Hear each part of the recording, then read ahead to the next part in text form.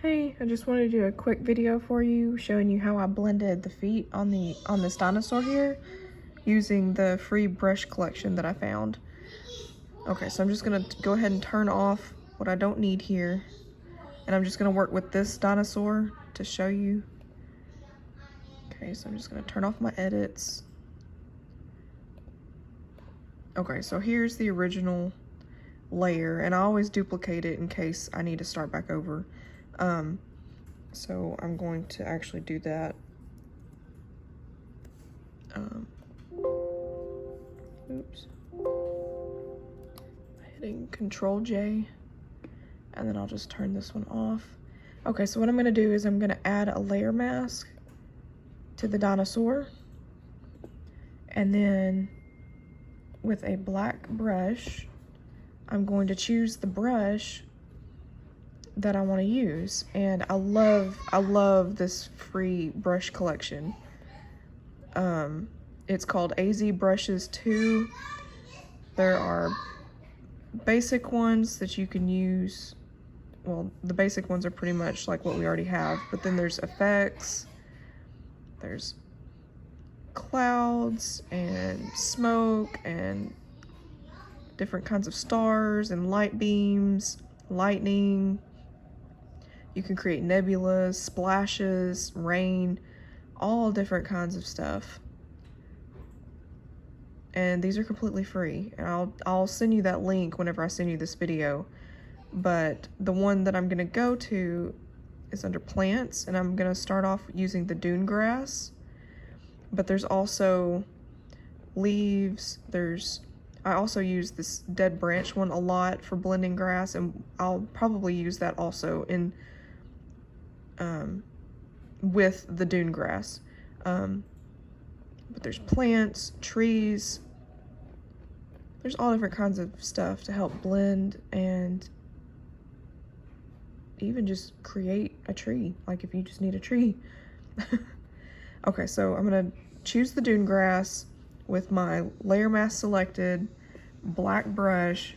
Because basically what this is gonna do is it's gonna brush off the parts of the dinosaur in the shape of the brush that you have. So whenever I zoom in, let me zoom in here.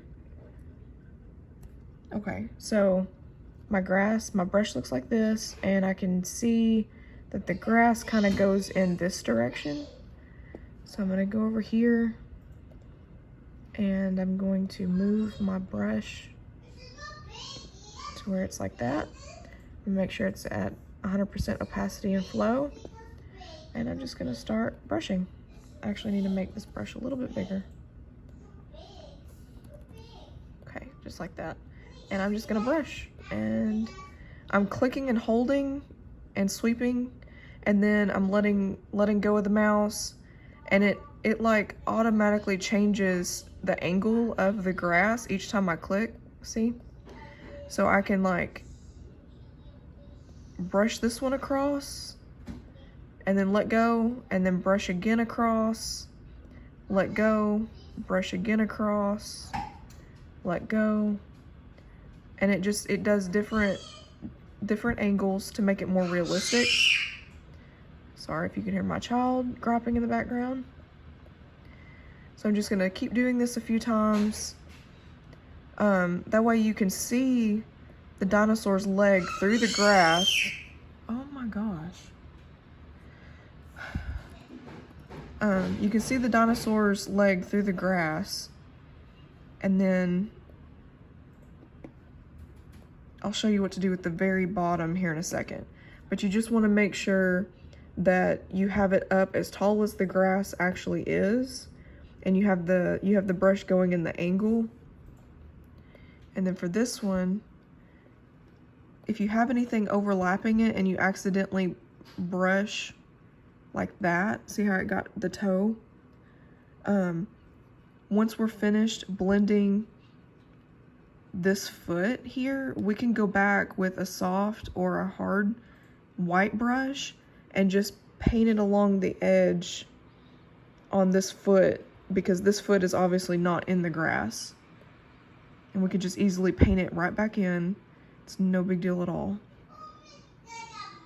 So I'm just gonna, that looks pretty good right there. So now, once I have the grass up here, I'm gonna go to the dead branches, and with this one it makes it more, I don't know, it's thicker, so you can do the bottom part here like that. See, and that looks pretty good.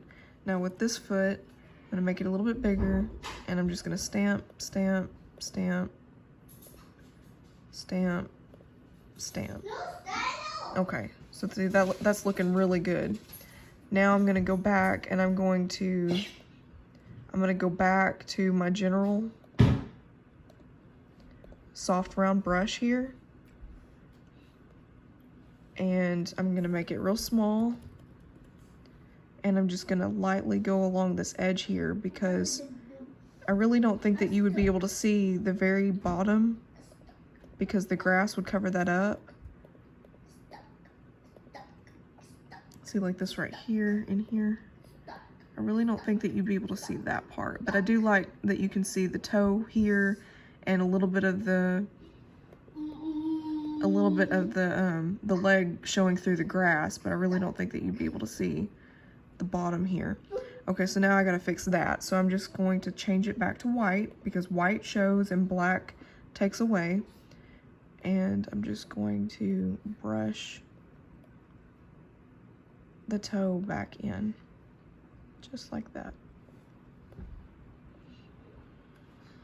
Just like that. And then I'm gonna zoom out. So see how these legs are blended in and that one's not.